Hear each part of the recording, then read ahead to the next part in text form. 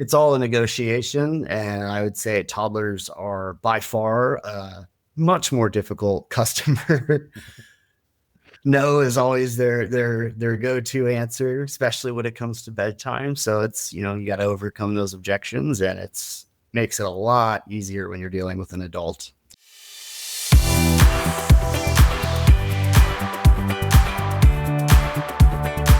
Welcome to Gap to Gig, the show for dads reimagining how work fits into life, not the other way around. It's where we talk about what comes next, how to make sense of the in-between, and who we become in the process. I'm your host, Michael Jacobs, and today my guest is Paul Terrell, a stay-at-home dad from Texas whose story is one of grit, growth, and perspective. After building a successful career in tech and sales, Paul faced a life-changing health challenge that required years of recovery, and during that time, he also became a full-time caregiver for his two young kids. He eventually re-entered the workforce, not only regaining his footing, but surpassing his sales goals as an enterprise account executive in the PropTech and FinTech space.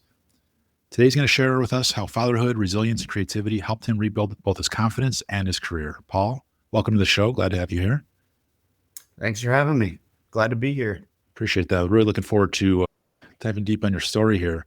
And I kind of want to start out with what life looked like for you before you had your health break, and what changed when everything suddenly hit pause? Life was a lot faster, I can tell you that. It was in sales. We didn't have kids at the time, me and my wife. We were both making a lot of money, doing a lot of traveling and having fun. It was, right before our 30s. So Right. that came to a, pretty sudden halt after, basically crushed two vertebrae in my neck in an accident and had a surgical accident right after that. So yeah, it was a quick halt to everything, to life. Kind of puts everything into perspective. I bet. When you look back at that time, like it was about, if I remember correctly, somewhere around 6 years of recovery I suppose that recovery is probably an ongoing thing when you break vertebrae and it's still an ongoing thing. I had my most recent surgery last June. I had another smaller one like 3 months ago, but I don't consider that a surgery. It wasn't, fully under. It was just the light sedation. So got it. But after that, it's always hours and hours of PT. Yeah. I've done thousands, just thousands upon thousands. Right. And while you're going through all this, through your recovery, you became a stay-at-home parent. Is that correct? That is. We had our daughter Sloan. We had just moved to Seattle for my wife's job. She had just gotten a job with Amazon Web Services. So we moved out to Seattle, had our daughter. Yeah, and that was a pretty rewarding and also another really big change in our life. Yeah. But in a really good way. Yeah. What about that time then when you were kind of balancing your recovery with parenting?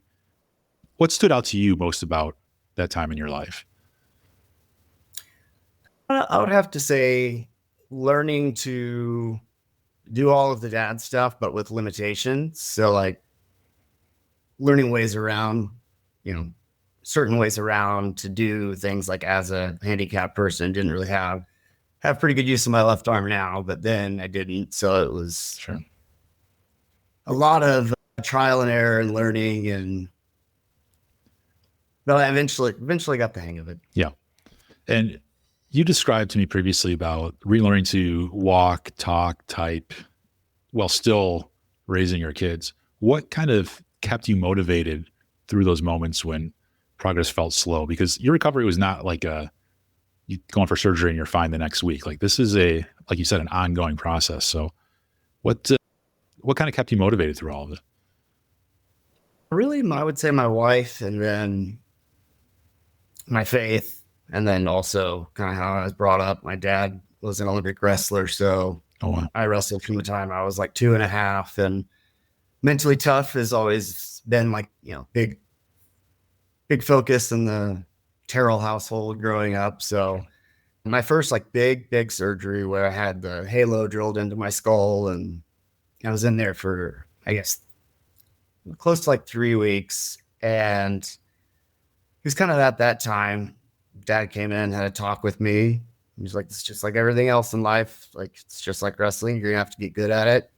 Life's going to be different.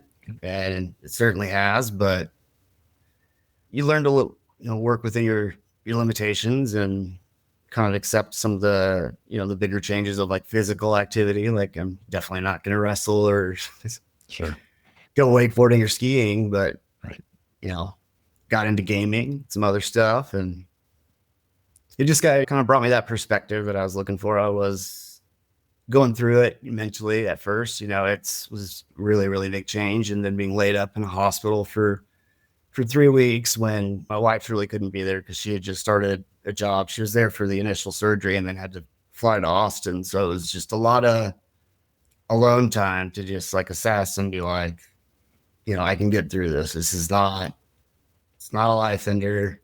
I'm here. Just keep going. That's such an important mindset, I think, especially in such an extreme situation where you are in a hospital. But also imagine you kept that mindset as throughout your recovery, not just in the beginning stages, but as you were starting to raise your first child, as you were starting to reacquaint to what your new normal life would be, that to have that mentality of it's going to be okay. I'm going to get through this. I can do this. Especially during potty training. Yeah. There's so many times when my son just got out of diapers. Sure. That, cleaning the mattress and the pad underneath it and the comforter and everything every morning for a while was getting on my nerves, but right. Definitely we stuck it out and haven't had an accident in 3 weeks. Amazing. Congrats. Big milestone that Annie's out of our mom and dad's bedroom. So we have our room back. Amazing. So yeah, some big changes prior to the move. Absolutely. But I had to do some dad dunks before the new house. I don't want to share the room anymore. Right. I hear you on that. Are there any habits from your rehab years, like from physical therapy or any of your other like neurocognitive work that you still apply in your professional life? That's a good question. Any habits that I would apply in my personal life? Not so much from the actual like rehabilitation standpoint, but from like the mindset that I'm in during that. Yeah. Like as far as exercises and stuff like that, like, yeah, I do some of the mental exercises and some of like before I type, I'll do like have my little ball that you can work your fingers, and mine are usually like pretty rigid, but after I get them going, it's fine. But really the mindset of just like, this is going to hurt. Yep. It's going to suck, but you're going to get through it and it's going to be over. And more than likely there's going to be a positive outcome. Right. And that's kind of how I took every demo yeah. at Yardney too. You can get a bit taxing talking about financial accounting for 2.5 hours straight, getting in the weeds of someone with, 800 account trees just for one LOB and right. So you've successfully transitioned back into work and you seem to be doing very well in your corporate life. After you took so much time away, how did you approach returning to work, both practically and emotionally? I would say practically getting to know the systems, because obviously a lot had changed since, Salesforce wasn't as big a deal. Like I used like Sugar and a couple other CRMs previously. And then, so reacclimating myself to all the systems. My wife was deploying Salesforce at Eero, which is an Amazon company. Sure. So I got to see her build that out and do test cases and put different filters and show me how to build my own reports and things like that. So that in itself, I think was like the biggest prep for going back, just because, SaaS sales is very heavy CRM, especially at Yardi, just because of the way everything is set up. It's not like the salespeople don't have their own system. So you see every single part of the sales cycle, like when the account's going through implementations, you're on everything. So it was definitely helpful from like the technical perspective to know what I was doing going into it. And I think that's kind of what gave me a little bit of an edge too, being able to find like the low hanging fruit by manipulating their data. And yeah, made it a lot easier to go back. Smart. That, and then acclimating myself with different AI platforms. I think it was ChatGPT 3 at the time, 2 years ago. But acclimating myself with that, because going from like 110 words per minute typing down to like 28 is, you spend a considerable amount of time. So getting familiar with that, getting all my prompts in, like by different state, you have different ways that I would approach selling. Like selling in Chicago is going to be way different than selling in Minneapolis type thing. So I'd have different tones, and if I'm going to be hitting a developer as opposed to a REIT or a university, or so I built out all those, I guess, personas, or I guess they're called gems in Gemini. But within ChatGPT, I also use the Plod dictation software. So I would transcribe all of my calls, take out all the meat. And I think that really gave me the confidence of like, I'm not going to get bogged down in data entry, which, I mean, it still took me considerable amount of time longer than everyone else, but I feel like I was able to be a lot more effective familiarizing myself just with the tech and the tech stack that they're utilizing. Right. Was the most impactful. And I would say from an emotional standpoint, biggest thing for me was adjusting to not being like the primary caregiver, the one who does like, gets them ready for school, does bath time, picks them up from school, right, does dinner. I did everything. And now my wife was the stay-at-home component. She was still working, but was at JP Morgan. It was an easier job for her, lighter load. But acclimating to that was hard, and it was a lot of travel. I think last year I was gone for 30, it was either 32 or 34 weeks. Oh, wow. If you include like the sales kickoff and stuff like that. But I ended up covering a lot of territory because they were consolidating at the time, and it was like me and 6 other mid-market reps. So we handled anything below like 20 billion in assets. And then within the states that I had, I kind of lucked out. There's, Chicago, Illinois has Chicago, there's Minneapolis, so I had a lot of big cities and was gone all the time. So it was a big adjustment, not being the one putting him to bed at night. How did you come to terms with that, or come to peace with that, or find peace with that?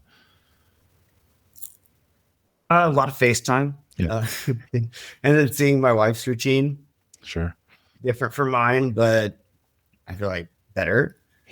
So I don't know, you get used to it. Right. And then, getting to be the one on the weekends, you still get the dad time. Yeah, absolutely. And then the times that I was able to work from home, I didn't never really have to go in the office. It was primarily just flying everywhere. But the times that I was able to work from home, I get to help out too. So yeah, I love how proactive you became when you took this job. Like, you were proactive in teaching yourself or learning more about the software you're going to use, this Salesforce, and figuring out ways you could teach yourself AI so that you can utilize some of those things to speed up your work, to bring yourself to a point where you feel more comfortable in the job. And then also being proactive on the emotional front of like, okay, now I'm going to be away from home so often, like the majority of the year, but I've got FaceTime. I've got the weekend time. Like, you're not just like, oh, you come home from being away for a week and now you're like, I don't know who my kids are and I just want time to myself. Like, you found a balance that works for you. And I think it comes across to me, at least, that you succeeded in doing that by being proactive. You didn't wait for others to show you what you needed to do or tell you what you needed to do. You were like, this is what I need to figure out, and this is how I'm going to do it. And you found what works for you. Especially for the kids. They're used to me being there. So the the welcome was always big and warm. Yeah. And my wife obviously knew that it was a big change for me and would make sure that, whenever I did get home, that they were dad. So it was, yeah. And it's just having that really, I guess, comfortable, fun family dynamic it's a lot different from the way I grew up in our house and in all the good ways. Yeah, that's awesome. What was your first big, like, I'm back moment when you realized that you were capable of performing at such a high level again in your work? So I made the largest sale in my market segment's history at Yardi, a university that I had signed, and their medical school, and was billing like right at 1.2 million a month. So it was a pretty sizable deal. Got like I can't remember the check. It was like almost 90K after taxes, but it was the biggest sale of my life. So I was really excited about it. And it was like, awesome. And it took almost 14 months to land, just because the nature of working with the university is not like working with a REIT board or, just a owner or business owner. It's like you have the board and then you have the tech deployment team. There's just so many different teams and so many different people you had to get buy-in and approval for. And then after that, it goes out to just their lenders and their financial institution to check everything and make sure that we're compliant. And it was a long, lengthy sales process, a lot of flying out there. Yeah. Very comfortable at that university now. I bet. But it was a really, really good feeling opening my laptop that day, knowing like it's going to close. And it closed on the last day of Yardi's fiscal year. So it was amazing. It was awesome. That's incredible. I had a call on Christmas Eve, actually, until like a 4.5-hour call with their accounting team to get it over the line. And it was, wow. We were able to make it happen. Wow. And yeah, it was a great feeling. It's a good way to start the new year. Absolutely.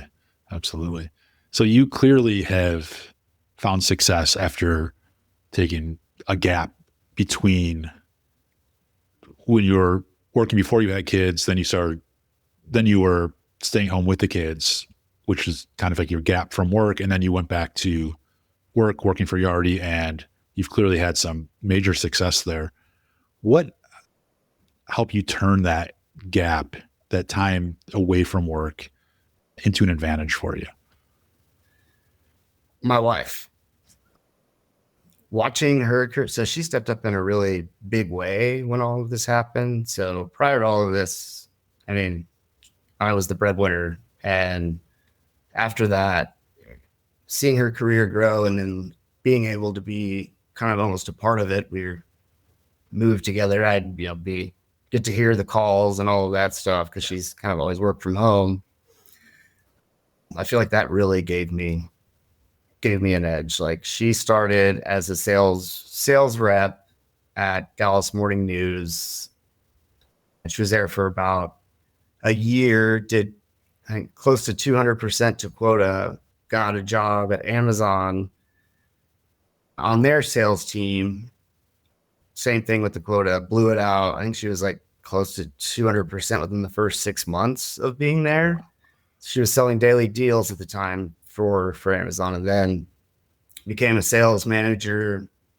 From sales manager to like went into ops, and then watching her like the operations side. So she's grown all the way now to like her ultimate goal was to be at like a head of sales ops, and now she is the head of sales ops for Capital One.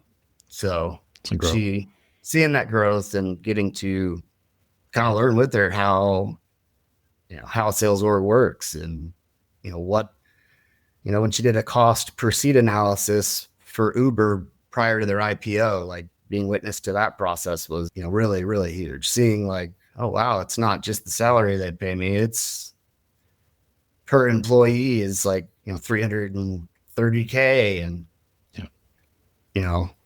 seeing insurance costs and just everything that goes into business, I feel like, and what goes into a sales org it's really advantageous to be a part of that and see it, I guess. Right. So it was more than just like learning the ins and outs of what she does. It also seemed like it was a big source of inspiration for you. Right. Yes. So like figuring out going from time away from work back into a job, like you kind of, it feels to me like your wife inspired you or her work inspired you. And she might not have been doing that directly to you, of like, she might not have been motivated. Maybe she was, I don't know, but it wasn't that she was like your motivational coach. It was just seeing her do the things that she did that inspired you to seek out something greater for your work, but still finding a balance at home. Yeah. Seeing the wins too. And, being a part of or hearing, all the tactics and strategies she's put into it and being there for the wins, I feel like was a really big eye opener too, just to see like, oh, she spent 2.5 years on one particular project and then it finally came to fruition, which was, I think, rolling out Gong or something within an Amazon entity, but just seeing the impact that makes. And yeah, definitely like very, very inspiring and definitely made me hungry. That's awesome. We're a competitive couple. That's great. My wife and I are the same way. We are always trying to push each other to, maybe indirectly, but to achieve as much as we can. And we like seeing each other succeed, and it motivates us to try that much harder to keep moving forward. So I want to get a little practical with you, a little more practical, and talk about, so you've gone from being a stay-at-home dad to a full-time job that you are thriving at. If a dad asked you how to put being a stay-at-home parent on their resume without sounding awkward, how would you guide them? Without sounding awkward, there's a lot of metrics that can be pulled from parenting that equate to like a challenge that you've overcome or a really big win that you've had, like potty training or any number of things, teaching them to read, write, any of that. Like it's a big win. You can quantify the win, what it took to win. And I always, in mine at least, it's pretty humorous. Sure.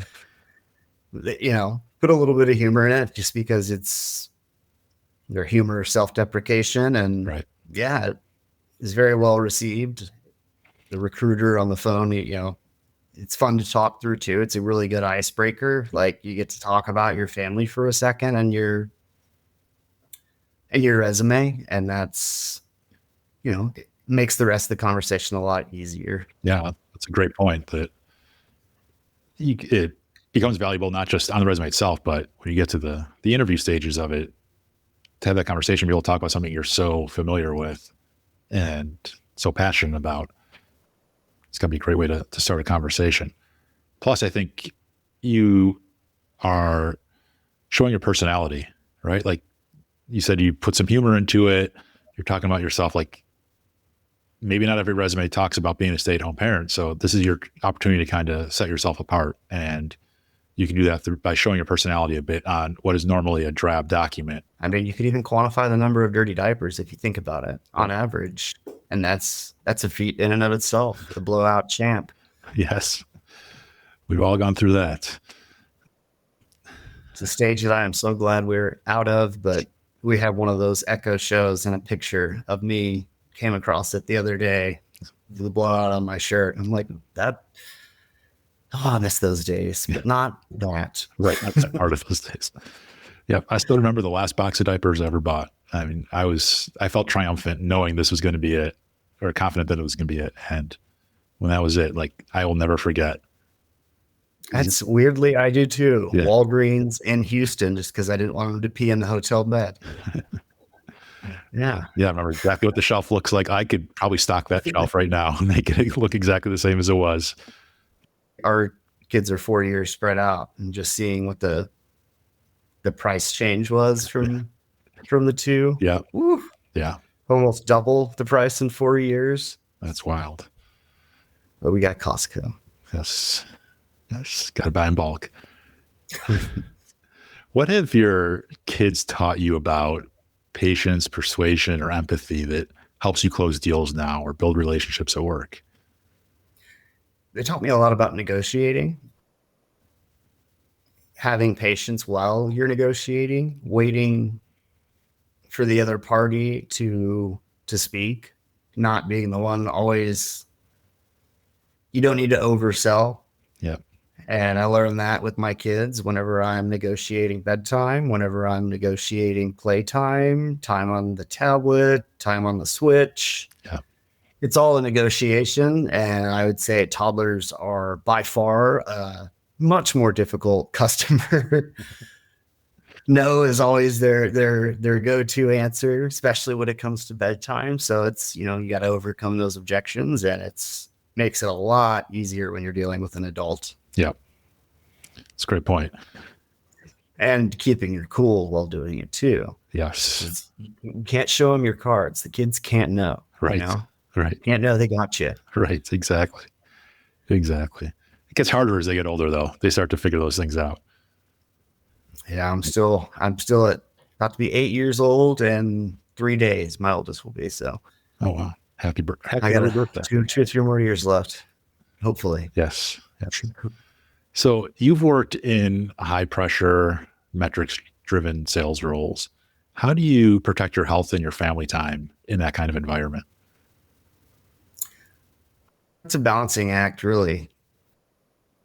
Especially in my situation, I do have a lot more doctor's appointments than a typical person. So being really upfront with that, and so I use my cover letter to kind of describe what my daily life was like and things that I had overcome during the time period and what it's like, what it would be like working with me. And I feel like that kind of set the stage. My manager understood that I would be away a lot, and actually being away was another thing. There's a lot of, the MRIs I missed. Being in sales, the nature of it, if it was close to a closing call, it kind of weighed the odds and went with my gut. So, but actually taking the time when it's needed, doing all of my medical stuff. So for me to fly, I would have to have like an MRI on my brain to check my cerebral spinal fluid levels, and there's a syrinx on my brain stem. So anytime I would fly, I would have to do an MRI and then get a nerve block at the base of my skull before I get into like an altitude pressure change. Oh, wow.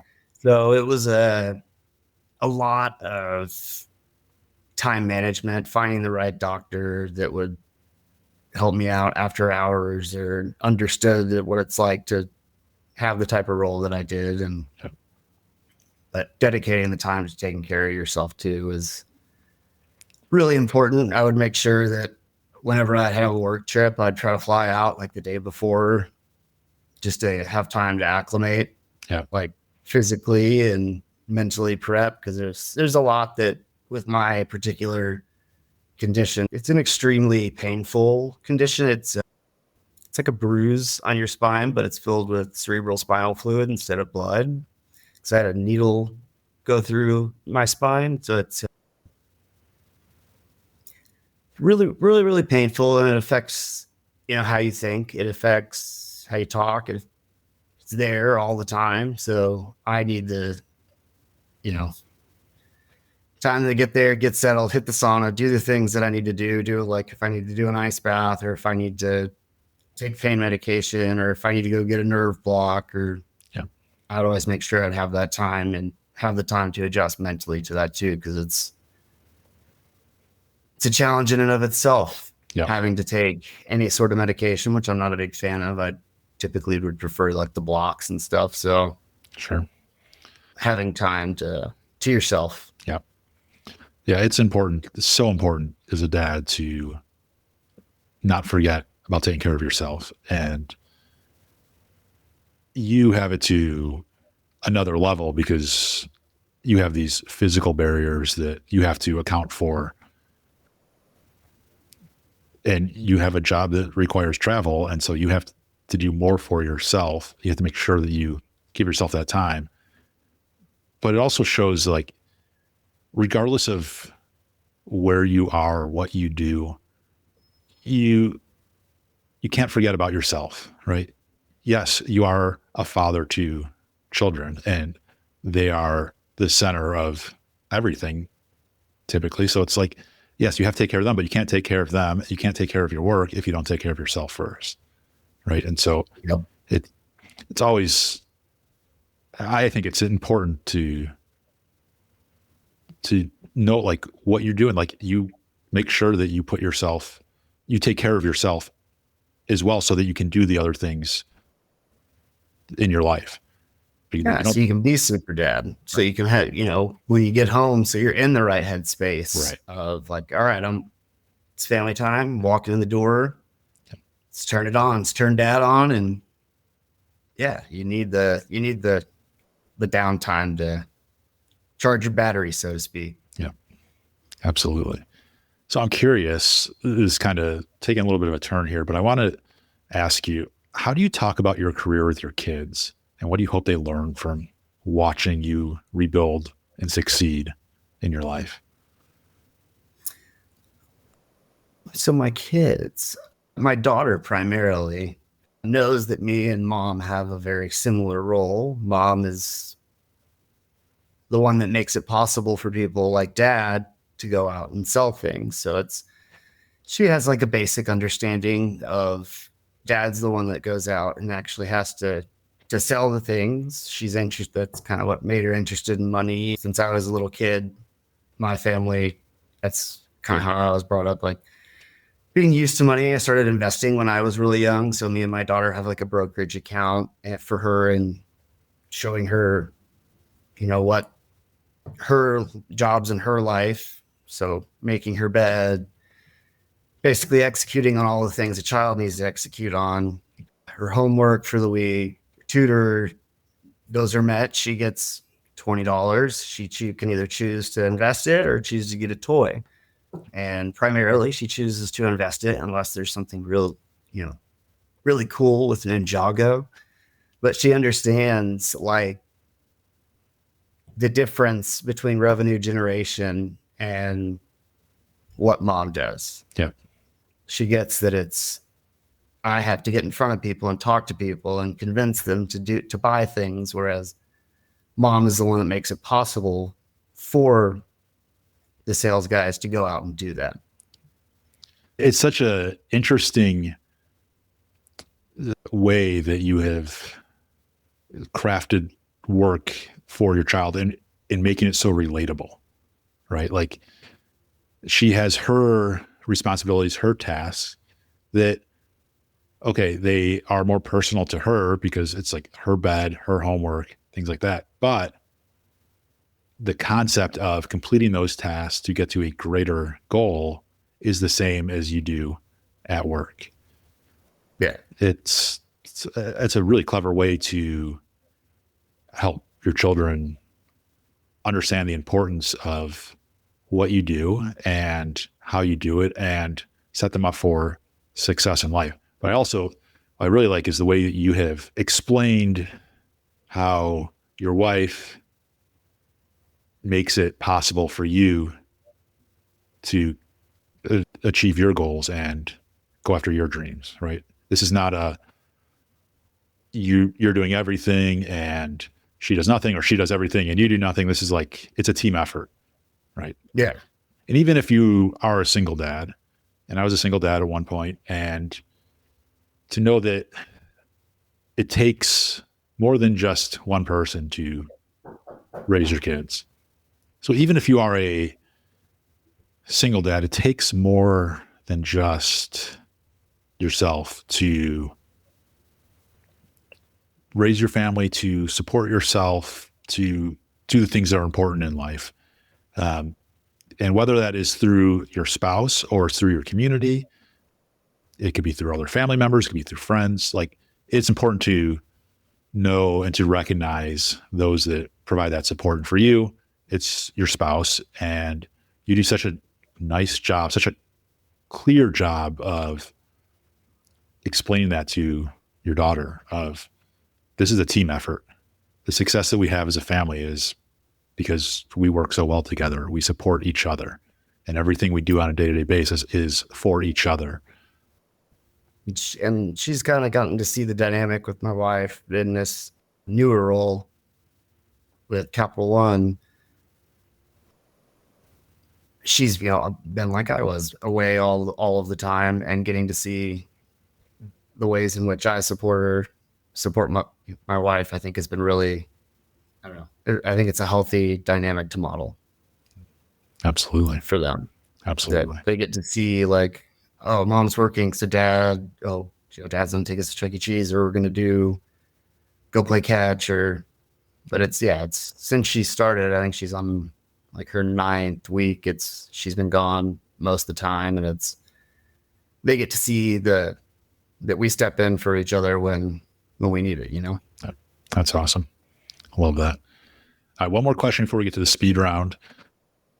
For dads that are listening who are in a tough season, recovering, caregiving, or just stuck, what small step would you tell them to take first? Really think about where you want to be. So I was thinking about my ultimate destination, whereas I guess previously it was I would set smaller term goals, figure out what you really want to do, and then the steps to get there. Yep. And how can I get there as expeditiously as possible? It's kind of the mindset that I adopted. And I keep a journal every day of how close I'm getting to that goal and steps that I could take, places that I failed. And kind of just a small way to hold myself accountable. Yeah. So you said set smaller goals, but also to break those goals down, right? Like, what are the steps to achieve those goals? And then kind of keep track, right? Keep it running. I'm like a metrics, data-driven guy. I always have been, and so I keep the data on myself. And how close are we to this goal? What steps have I taken? What's failed? What's worked?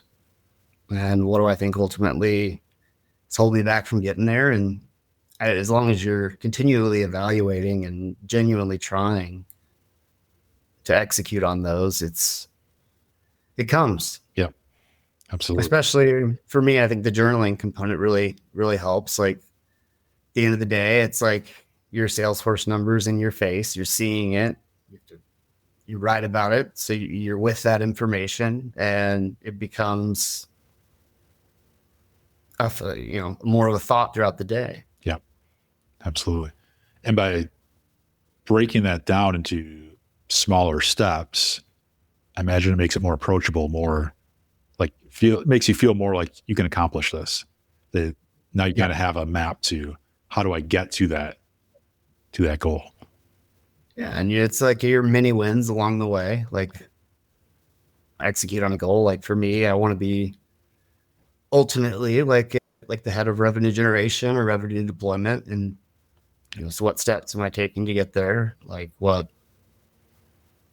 does that realistically look like? And FinTech, PropTech, whatever space I want to be in. And and the small goals underneath it, like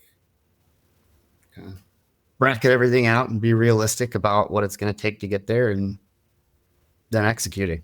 Yeah. Doing the things that you're been putting off. Love that. It's great advice, I think, regardless of where you are in life, whether you're in a tough season or not, like making it something you can accomplish, making it motivating for yourself. I think such a smart approach. All right. I want to flip the script now and go into our speed round. These questions have nothing to do with anything. Just have some fun. It's going to be totally different than what I've asked you before. So first question, if you're ready, is what's the first kids show theme song that comes to mind? Bluey. Bluey. It's a popular one. It's always ringing in my Yes. ears. Decades from now, if we were to listen back, you'd be able to tell what era this is from, I think, based on the answers. Yep. What was your very first job? Power tumbling coach. Oh, wow. Yeah. I imagine that has to do with wrestling. Kind of. My sister was a Olympic gymnast. She also broke her back, but she taught, like, every kid in my family knows how to tumble and do flips. And so it was my first job when I was 16, and it was better than getting paid $5.50 an hour. I think minimum wage was. I was making 18 an hour. So nice. It worked. Yeah. Sounds great. All right. Would you rather spend 24 hours with a toddler-sized T-Rex or a T-Rex-sized toddler? Toddler size T-Rex. Okay. Any particular reason? I'm going to go with T-Rex. That sounds terrifying. A toddler that's that big? Oh, man. No, thanks. Fair enough. Fair enough. What's your go-to karaoke song? Bohemian Rhapsody. It depends on the crowd. Sure. Nothing but a G thing if it's friends. Awesome. Love that. What's the weirdest thing you've ever carried around in your bag, briefcase, or pockets?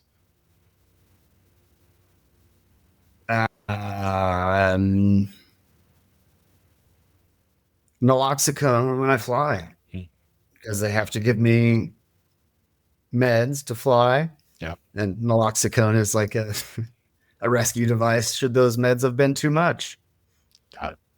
Makes sense. It was always in my work bag and always a weird thing to have to talk to TSA about. Right. Yeah. Can't imagine. If I fall on the ground, just hit me with this. Yeah. Modern medicine. Yes. It's a miracle. Paul, I appreciate you coming on the show today. It's been such a powerful conversation. For any dad who wants to learn more about your journey or connect with you directly, where's the best place for them to find you? LinkedIn, Paul Terrell, or on my Instagram, Crab Cakes and Steaks. I love that. That's all the dad stuff, and all the professional stuff is LinkedIn. Excellent. Excellent. Well, Paul, thank you again for joining me today. I really appreciate it. You and your story are really inspiring. I'm grateful for your willingness to share it with us today.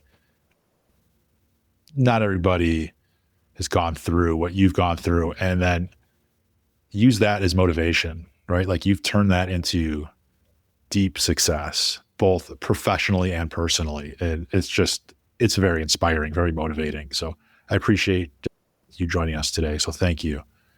And thanks for having me, man. Of course. Love chatting. I appreciate that. And finally, if you're a dad listening to this and trying to figure out what comes next, maybe you're in between jobs, starting something new, or just looking for more meaning in your work, head to gap2gig.com and subscribe to the Gap to Gig newsletter.